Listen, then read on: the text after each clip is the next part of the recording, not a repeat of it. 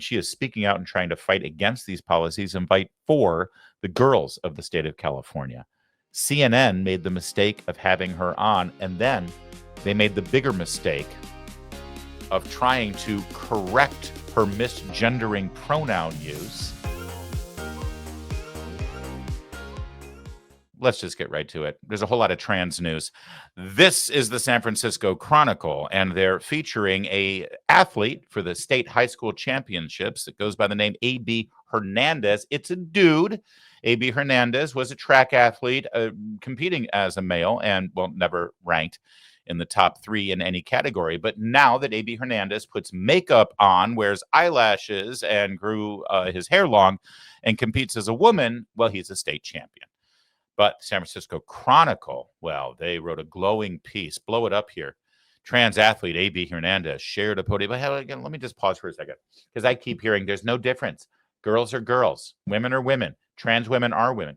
So if there's no difference, and AB Hernandez is, like, by every single possible measure that is important and that society is supposed to care about, AB Hernandez is a girl, a young woman, then why does the San Francisco Chronicle have to lead this as trans athlete? Why even use that modifier? That should just be athlete AB Hernandez, right? Yeah, see. Even the San Francisco Chronicle knows better. Trans athlete AB Hernandez shared a podium in long jump, high jump, and triple jump in the CIF state track and field final Saturday, an image of unity between teen girls. Really? An image of unity?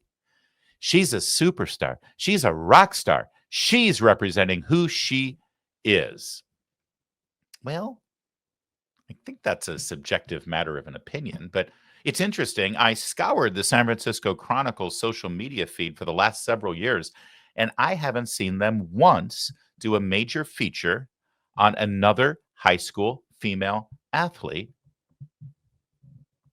who is characterized as a superstar or a rock star or representing who she is. The only athlete in women's athletics at the high school level that the San Francisco Chronicle decided to give this kind of royal special treatment to is the athlete competing in women's athletics who is also a biological male. Now that's weird, isn't it? Meanwhile, one other athlete who did not finish first because she had the unfortunate accident at birth of being born a girl also happens to identify on the queer spectrum. She's the Q in LGBTQ, and she was super excited for her new best girlfriend. They gave me the medal I deserved. They gave her the medal that she deserved, and sharing the podium was nothing but an honor. As a part of the queer community, I want AB Hernandez to know that we all have her back and we all have her support. Although the publicity she's receiving has been pretty negative, I believe she deserves publicity because she is a superstar. She's a rock star. She's representing who she is. And to be up there with her, that was amazing for me, honestly. Yeah, I'm really proud of us both. Now, there were also many young athletes who were angry and upset and disheartened and crushed and heartbroken over the fact that they had worked so hard to try to compete at the state levels in the CIF championships in California, and they were, well, defeated by this guy. They did not get the special Instagram video treatment by the San Francisco Chronicle. They were not quoted. They were not boosted up and promoted the way that young queer nose ring person was. And I guess that's the point, isn't it? Because if anybody was upset, if they did want to talk to the media, if they did want to protest, well, they'd be ostracized. They'd be demonized. And as we learned in the Leah Thomas affair at the college level, let alone at the high school level, they'd actually be told to seek psychological help because they don't want to change clothes next to a fully intact biological male. So that's how it goes when you're in the state of California right now. Didn't Gavin Newsom say that he thought this was unfair and wrong? And yet, as governor of California, he's literally done nothing to stop this from happening. I just want you to know that there are people in California who do understand this issue, who do fight the good fight. One of them is a lawyer. Her name is Julie Hamill. She's the president of the California Justice Center, and she is speaking out and trying to fight against these policies and fight for the girls of the state of California. CNN made the mistake of having her on, and then they made the bigger mistake of trying to correct her misgendering pronoun use and use terms like female assigned at birth, etc. But Julie Hamill, she handled this like a rock star. Watch this. To comply with federal law to accept federal funds. What would make this fair for her to compete for those who are competing against her? What would that kind of structure in competition look like? Who is her? AB. Okay, AB Hernandez is a male who identifies as a female.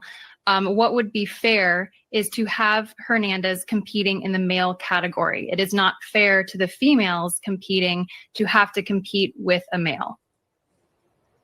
Okay, so in Trump's federal funding threat, is that something, though, that would hurt all student athletes, including athletes who are assigned female at birth? Would his federal funding threat hurt athletes? If the money is taken away. Right. So the law actually says that schools that do not abide Title IX or other federal laws cannot receive federal funds. So that's not Trump's fault. The problem is that the state with AB 1266. But you understand, Julie, there's two views here on Title IX. So just to be clear, not everyone agrees with you on how you're viewing it. So in that regard, if you were to take away the funding on as it pertains to trans athletes, not everyone agrees with you. I think we just have to be clear about that. If you are taking away the funds for athletes, student athletes in California, isn't that going to hurt all of them? Taking away federal funds is going to hurt all California kids, which is why the state of California needs to comply with federal law. It's very simple. So when you dig into the science on trans athletes, what is really clear is that there needs to be a lot more research on a lot more trans athletes to be able to draw better conclusions about the effect of whether gender affirming care actually reduces or eliminates the advantage conferred on an athlete who is genetically male. Would you welcome more research? Is this a situation where more research might help? I got to jump in here because, first of all, Ms. Hamill's expressions are phenomenal in all of this. I don't think she can see, so she's just having to listen to all of this garbage getting spewed at her, and she's reacting in a completely natural way. You see from her face. But that question from Brianna Keilar here, I swear, I think this was fed to her. I think it was written out for her. She's not talking like a normal human being would talk. Maybe they typed it out and put it on the teleprompter for her, but I mean everything about this interview, insisting on using the she her pronouns to describe the man in question, AB Hernandez, using terms like, oh, won't this hurt people who were assigned female at birth? Who says that? Who uses language like that? There's something so disingenuous, unnatural, and deceitful about this approach to having an interview. Obviously, by the way, acting as an advocate. But this last question about more research, listen to the language involved. And you tell me, this sounds like a lawyer wrote the question out. Here, let's start it from the beginning. And keep an eye on the facial expressions, by the way, from Julie Hamill. It's just brilliant. It's very simple. So when you dig into the science on trans athletes, what is really clear is that there needs to be a lot more research on a lot more trans athletes to be able to draw better conclusions about the effect of whether gender affirming care actually reduces or eliminates the advantage conferred on an athlete who is genetically male. Would you welcome more research? Is this a situation where more research might help? I love that pregnant pause too. But think about what that, I mean, again, it defies common sense. It goes, honestly, I want to connect the dots to Brianna Keilar's colleague, Jake Tapper, who has just spent the last several weeks pointing out the fact that the media missed this story. They got it wrong. And that story, of course, was what every single sentient human being with eyes and a brain inside their cranium figured out, which was Joe Biden was a mess and had mashed potato for brains. And just like that, every single sentient human being with a brain in their cranium can see, can know. We don't even have to see. We have our, as the left would call it, lived experience that informs us that a person who is genetically male, as Brianna Keilar just helpfully conceded, thank you very much, has a physical advantage when it comes to athletics. Not every boy against every girl. I have no doubt that Serena Williams could kick my ass on the tennis court. That's not the point.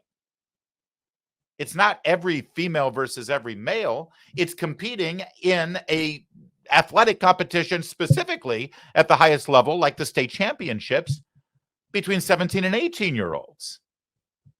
Of course, there's a genetic advantage and a physical advantage and a hormonal advantage.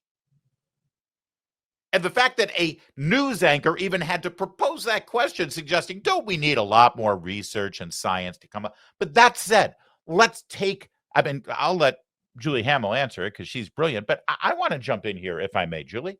Brianna, okay, you know what? I'll stipulate your point. I'll stipulate your point. Yes, we need more research and we need more science and we need more studies to figure out exactly what kind of advantage, if any, a genetic male has over females in sports. So I've got an idea. While we're conducting that research, while we're testing that out, while we're trying to affirm what all of us know instinctively from, being a human being and living on planet Earth, since you want research, how about we do that? But in the meantime, let's get men out of women's sports until you can show me research that suggests it's no big deal. But do you see what they're doing here? Well, we're going to let all the men in there. We're going to let them compete in women's sports. And then if you try to stop it, if you try to protect women's sports, if you try to protect the safety of girls getting undressed in a locker room next to a fully intact biological male who in most cases are still physically and sexually attracted to girls, while you protest that, we're going to say, no. You're not allowed to have an opinion on this. You're a bigot. You're a transphobe. We're going to keep doing this thing. We're going to keep harming girls. We're going to keep violating their privacy. We're going to keep taking their trophies and their scholarships and their accolades away from them, and we'll just get more research while we do it. Funny how that works. Instead of, hey, I've got an idea, instead of upending every societal norm and putting girls in vulnerable, unsafe situations, how about you do your research and then get back to us, pal? That said, Brianna Keilar asked the question, so let's let the answer play out. I absolutely think that more research and more careful and thoughtful discussion is necessary here. Pediatric sex change procedures are very harmful and they cause lifelong damage to children. And this is something that the United States of America needs to examine thoughtfully, and people need to be able to discuss openly without being called bigots and transphobes. Yeah, totally hear you. So there are obviously clear benefits to playing sports, to competing in sports. So when you're looking at an athlete like AB Hernandez, what would you have her do so that she can benefit from sporting? I view AB Hernandez as the victim in this situation. I feel for him, and I feel that he has been lied to for his entire life. And it's probably very destabilizing and difficult for him right now to realize that what he's been told is not actually reality. He cannot become a girl. What he can do is compete in the male category. Okay, or let's stick to sports. So you say compete in the male category or what? Or if the state and CIF want to create a separate category for people like AB Hernandez, and that's something that they want to do, fine. It is not fair to female athletes who have worked their entire lives for this kind of competition, who also, by the way, cannot speak out for fear of retaliation, which AB Hernandez's mother has personally threatened against them.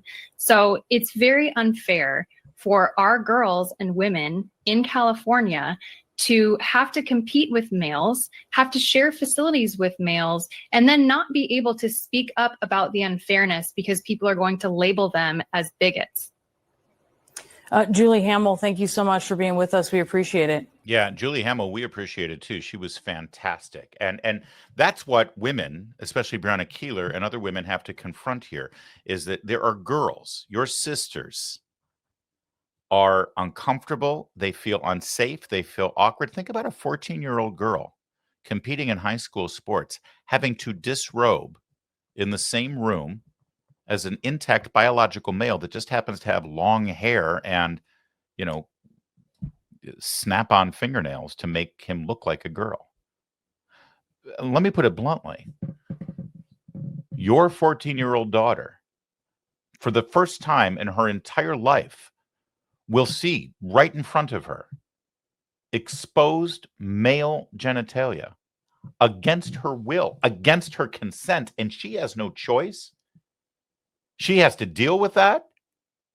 And you, her parent, has no choice. And if you speak up, you're a bigot. And of course, the answer will be, well, if you don't like it, then don't participate in sports, which I guess is an okay answer. But it's funny how nobody says that to the teenage boy who is dressing up like a girl. You know, whatever your position on the transgender issue happens to be, and I am sympathetic to most positions on the dilemma of transgender children and their parents. I mean, I can imagine being a parent of a child and having a pediatrician or school counselor say, well, you either encourage your child to do this or they're going to commit suicide. You decide. It's the most morally reprehensible and manipulative thing I can imagine. So let's extend some grace and sympathy there. If I'm a parent of a child like AB Hernandez, and AB Hernandez informs me that they believe they were born in the wrong body and God made a mistake, which is a remarkably erroneous statement anyone could ever make. That said, that's the propaganda these people are being fed. So your child comes to you and says, this is who I am. This is how I want to live my life. I understand you got to handle it and deal with it in whatever way you think is best. But can we all agree on one thing? AB Hernandez and other children like AB Hernandez have a lot they've got to get through. There's a lot going on that isn't just going to be fixed by changing their name and changing their clothes and going to a different bathroom when they have to pee.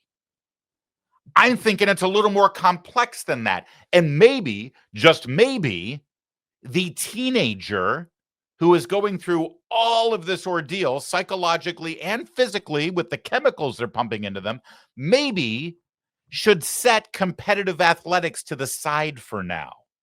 Maybe being a state champion in swimming or track shouldn't be your number one priority. Maybe it's time to focus on some more important things that might be going on in your life so that you can work through this thing, because there's a lot going on. I'll just say this. There are 3 women involved in the conversation you just witnessed. Brianna Keilar of CNN, AB Hernandez's mom, and Julie Hamill. And I think of the 3, in my opinion, Julie Hamill truly cares about AB Hernandez. The other 2, I'm not so sure. By the way, we're told that this is so rare and it hardly ever happens, but it's funny, this weekend happened to be the end of the school year for many places around the country, so there were a lot of state championships. We just focused on AB Hernandez in California, but, well, here's the state of Washington, another very liberal blue state.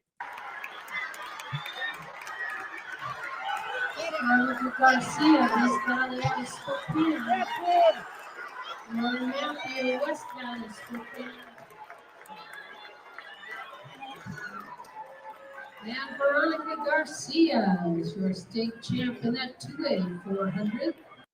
Wow, that wasn't even close. Did you notice kind of a difference, though, in the stride of Veronica, the state champion? Notice how Veronica runs compared to the woman trailing in second place.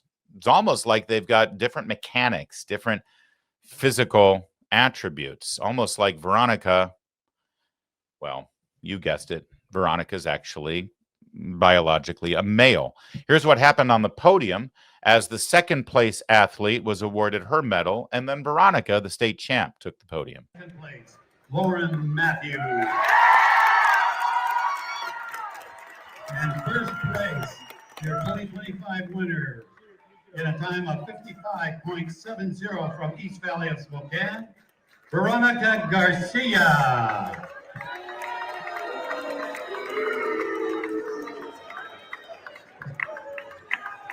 Did you hear those boos? Can I repeat again? This is very liberal, very Democrat, very blue Washington. Did you also notice that the podium there for second place is empty?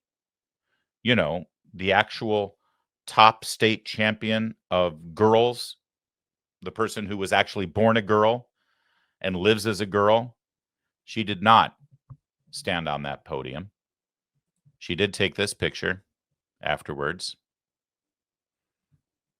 The real girls to a 400-meter champion. Her name is Lauren Matthew, and something tells me this is not the last we will hear of Lauren Matthew.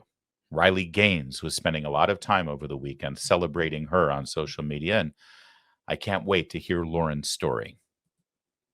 That said, our friend Scott Jennings at CNN had a couple of opportunities to explain to Democrats how this issue in particular is ruining their party, not just now, but for many years to come, if they can't get a grip on it. You said this hasn't been studied enough to know that, look, we've got millions of years of study. Men and women are different, and that's why it's unfair to put boys in girls' sports. We don't need to have any more biological studies. It is fundamentally unfair. But do you see, genuinely curious, any accommodations that are reasonable? You have a 16-year-old who wants to participate in sports. In your mind, is there any way that that can happen that is fair? Of course, have the people participate with their own biological sex. Boys in boys sports, girls in girls sports. It's worked for a very long time in this country. But it's not that simple anymore, Scott. That's where we are. So what do you do when it's not 80% of the country? But it's not that anymore. So what do you do with the 20%? Do we ignore them? Yeah, do pretty we much.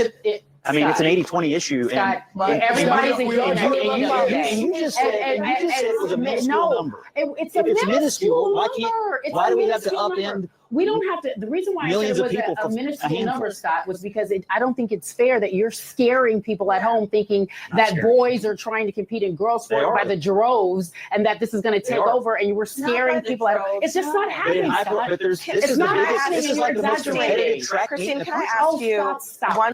There you go. It's not happening. It's a minuscule number. Scott Jennings is trying, man. It's like, again, I'm a conservative. I'm a Republican. I'm like, Scott, stop explaining this to them. Let them continue to dig their own grave. But he had another opportunity, this time actually with the sitting Congresswoman, Debbie Dingell of Michigan. And I mean, they're not listening, so we got that going for us. Union halls 8 years ago. We need to understand what working men and women want to talk about, which is economics, job security, how much food costs, what the cost of living is every single day. And Donald Trump, he's very good at understanding people's fears and his anxieties, but I haven't seen him do anything that's lowering costs right now. And when I'm home, I'm hearing it. I'll defend the Democrats. They are for things. Illegal aliens.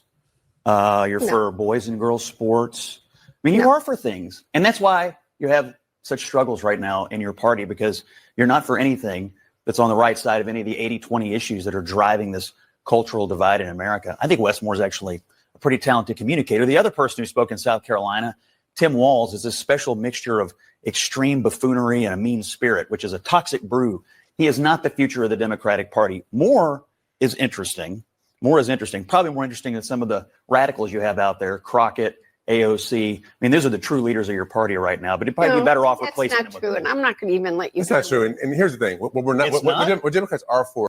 It is exactly true. Jasmine Crockett is 100% a leader of the party, and I did like that line about Tim Walz, a toxic combination of buffoon and mean spirit, and he's 100% right. Listen, let's just go to the tail of the tape here. We're 4.5 months into the Trump presidency. This should be a time where Democrats are able to really say, see how bad Trump is. We warned you about it. Look how bad the economy is. Look how horrible this is. Look how horrible that is. Look at the chaos. Look at this. Look at that.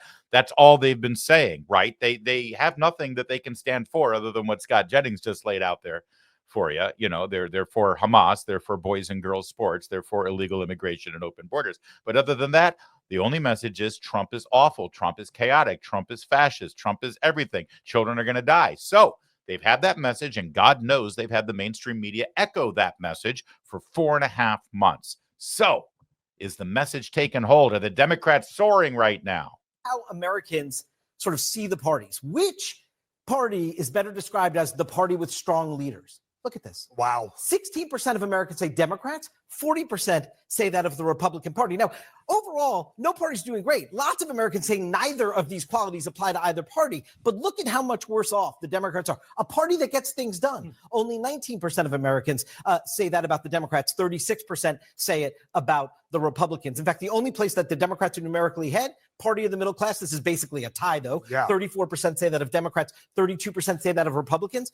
But this, I think, is the most fascinating. How do partisans talk about their own party? Right? So among Democrats and Democratic leaners, 32% say Democrats are the party with strong leaders. I mean, of their own kind, right? 82% of Republican leaders say that about the GOP.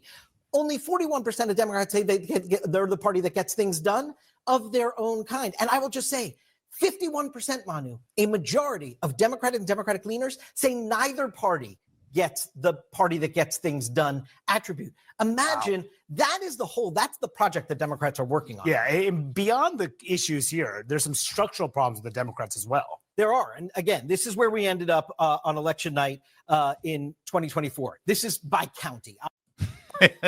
Pretty bad stuff. And I did like that last poll where even Democrats are hating on Democrats right now, and they don't see any sort of solution to the trouble. That's why Jasmine Crockett is rising. That's why Tim Walz is rising. And that's why, well, that's why Trump seems to continue to do well, not just with the polls, but with his agenda in Washington, D.C. And the Democrats' position on issues as fundamental as fairness in women's sports and trying to deny the actual reality of what you see with your own two eyes and what you know to be true. Well, that's another reason why they're, well, destined to be a minority party for a while. I keep saying this, and I'll say it over and over again. Every single person who thinks he can be the Democrat nominee for president and beat J.D. Vance or Marco Rubio or whoever the Republican candidate is, they have to answer one fundamental question. And I'll throw it out there again. I hope it's going to be a part of a Democrat primary debate in 2028, excuse me. Here's the question. Mr. Buttigieg, Mr. Moore, Ms. Ocasio-Cortez, Mr. Shapiro, Mr. Newsom, Mr. Pritzker, answer this question. Can a man get pregnant? If you're a Democrat and you want to win an election, you can't actually answer that question. And as long as that's the case, you're just destined to lose.